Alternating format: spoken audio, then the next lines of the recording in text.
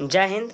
आज हम लोग जानेंगे important questions for mathematics honours students. ठीक है, BSc part 3 paper 7 must VVI जो क्वेश्चन है आपका, वो चीज़ हम लोग आज इसमें देखेंगे। ठीक है, इससे पहले जो वीडियो लेक्चर है हमारा, उसमें हमने टोटल पेपर 5, पेपर 6 और पेपर 8 का वीडियो हमने बना दिया है। ठीक है, तो अगर आप चाहते हैं वो भी क्वेश्चन को देखना तो आप डिस्क्रिप्शन बॉक्स में लिंक है, आप वहाँ से जा करके देख सकते हैं। ठीक है, चलिए अब हम यहाँ पे आगे बढ़ते हैं। तो कोई भी एग्ज़ाम देने से पहले आपको कुछ कंडीशन होते हैं, ठीक है, और कुछ इंस्ट्रक्शन होते हैं। तो यहाँ पे इम्पोर्टेंट इंस्ट्रक्शन जो है वो यहाँ पे हम लोग क्या है देख लेते हैं। ठीक है, कह रहा है answer any 6 questions selecting at least 1 questions from each group.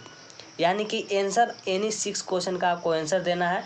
कोई भी 6 क्वेश्चन का आंसर दे सकते हैं, लेकिन यहाँ पे एक कंडीशन है, एट लीस्ट, यानी कि कम से कम आपको यहाँ पे एट लीस्ट 1 क्वेश्चन जो है आपका ईच ग्रुप से होना चाहिए, यानी कि प्रत्येक ग्रुप से कम होना चाहिए। ठीक है, चलिए उसके बाद आपका जो पेपर 7 है, टोटल फुल मार्क्स है इसका 100। तो यहाँ पे टोटल आपका इसमें ग्रुप जो है 3 है और प्रत्येक ग्रुप में 4 क्वेश्चन है। ठीक है, तो चलिए सबसे पहले हम यहाँ पे ग्रुप ए का क्वेश्चन को हम लोग देखते हैं। ठीक है, और जो भी हम क्वेश्चन बताते जा रहे हैं, आप अपने वीडियो को पॉज कीजिए और प्रत्येक क्वेश्चन को अपनी कॉपी पे राइट डाउन कर लीजिए और अपने से प्रैक्टिस सॉल्व करने की कोशिश कीजिए। ठीक है, चलिए अब यहाँ पे हम लोग देखेंगे क्वेश्चन नंबर 1 का ए। कह रहा है यहाँ पे deduce the general equation of motion of a rigid body from d Alembert's principal.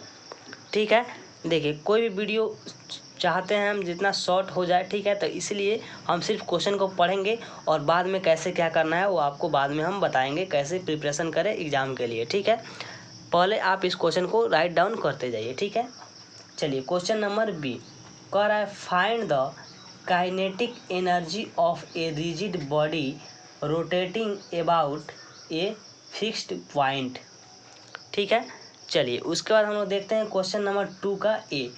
कह रहा है find the equation of momental ellipsoid at the centre of the solid ellipsoid. ठीक है, चलिए उसके बाद हम लोग देखते हैं क्वेश्चन नंबर 2 का बी। कह रहा है state and prove the theorem of perpendicular axis on moment of inertia. ठीक है, चलिए उसके बाद देखते हैं क्वेश्चन नंबर 3 का ए। कह रहा है डिफाइंड प्रिंसिपल एक्सिस, ठीक है, और find the necessary and sufficient condition for a given straight line to be a principal at some point of its length. ठीक है, चलिए उसके बाद देखते हैं 3 का बी। कह रहा है defined centre of suspension and centre of oscillation, prove that centre of suspension and centre of oscillation are convertible. ठीक है, चलिए आप वीडियो को पॉज करके लिखते जाइएगा। क्वेश्चन नंबर देखते हैं आगे 4 का ए। कह रहा है state and prove the principle of conversation of linear momentum. ठीक है, ठीक, ये कॉन्जर्वेशन है। उसके बाद देखते हैं क्वेश्चन नंबर 4 का बी। कह रहा है show that the momental ellipsoid of the centre of an ellipsoid is, यहाँ पे दिया हुआ है b² plus c² into x² plus a² plus c² into y² plus a² plus b² into z² is equal to constant. तो इस प्रकार total आपका group A समाप्त होता है। ठीक है, चलिए इसके बाद हम लोग देखते हैं ग्रुप बी को। ठीक है, तो ये रहा आपका ग्रुप बी, जो कि आपका क्वेश्चन नंबर 5 से स्टार्ट होता है। 5 का ए कह रहा है फाइंड द यहाँ पे attraction of a thin uniform spherical shell, ठीक है, on in internal and at an external point. ठीक है, चलिए उसके बाद देखते हैं 5 का बी। कह रहा है find the potential of a uniform solid sphere at an internal and at an external point. ठीक है, अब यहाँ पे हम लोग देखते हैं क्वेश्चन नंबर 6 का ए कह रहा है state and prove Poisson's theorem. ठीक है, उसके बाद देखते हैं क्वेश्चन नंबर 6 का बी कह रहा है show that the family of surface defined by X square plus Y square is equal to constant. ठीक है, can be a family of equipotential surface in free space and find the law of potential. ठीक है, चलिए उसके बाद यहाँ पे हम देखते हैं क्वेश्चन नंबर 7 का ए कह रहा है find the condition for equilibrium of a body floating in two liquids. ठीक है, चलिए उसके बाद हम देखते हैं क्वेश्चन नंबर 7 का बी कह रहा है find the centre of pressure of a rectangle immersed in a homogeneous liquid with one side in the surface. ठीक है, चलिए उसके बाद हम देखते हैं क्वेश्चन नंबर 8 का ए कह रहा है show that in a fluid a rest under gravity the pressure is the same at all points in the same horizontal plane.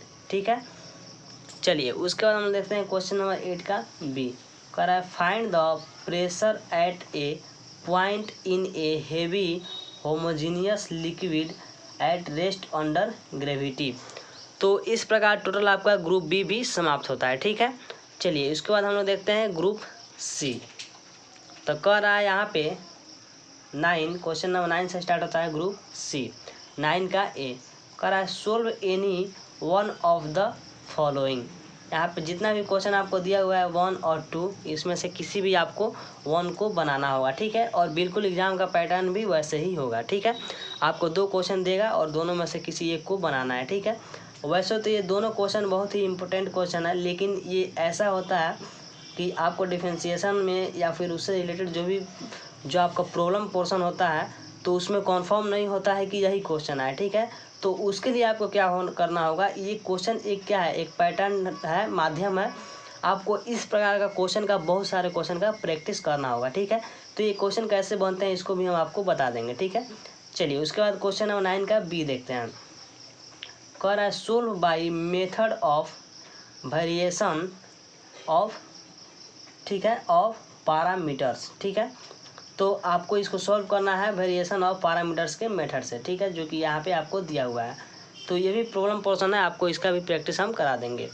चलिए उसके बाद देखते हैं क्वेश्चन नंबर 10 का ए कह रहा है सोल्व यहाँ पर दिया हुआ है dx by M Z minus N Y is equal to D Y by N X minus L Z is equal to D Z by L Y minus M X. ठीक है, इसको सोल्व करना है। ठीक है, उसके बाद 10 का बी जो कि आपका यहाँ पर दिया हुआ है इसको भी आपको सॉल्व करना है, तो इसको भी आप कॉपी पर राइट डाउन कर लीजिएगा। ठीक है, ये प्रॉब्लम पोर्शन है, इस पर जितना प्रैक्टिस कीजिएगा उतना फ़ायदा होगा। ठीक है, चलिए उसके बाद देखते हैं क्वेश्चन नंबर 11 का कह रहा है जो आपका सोल्व एनी टू यूजिंग, ठीक है, कैरपिट्स मेथड। ठीक है, तो यहाँ पे नीचे दिया हुआ है, इसको आपको 4 क्वेश्चन दिया हुआ है, 4 में से आपको किसी भी 2 क्वेश्चन को आपको सॉल्व करना है। सेम एग्जाम का पैटर्न भी ऐसे ही होने वाला है। ठीक है, चलिए उसके बाद हम देखते हैं आपका क्वेश्चन नंबर जो लास्ट है आपका 12 का ए कह रहा है एक्सप्लेन, ठीक है, मॉन्क्स मेथड। ये अच्छा क्वेश्चन है फॉर सॉल्विंग द इक्वेशन।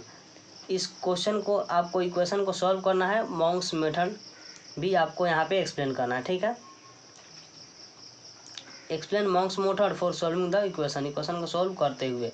चलिए उसके बाद जो आपका 12 का बी जो लास्ट क्वेश्चन है आपका कह रहा है solve R is equal to A square T.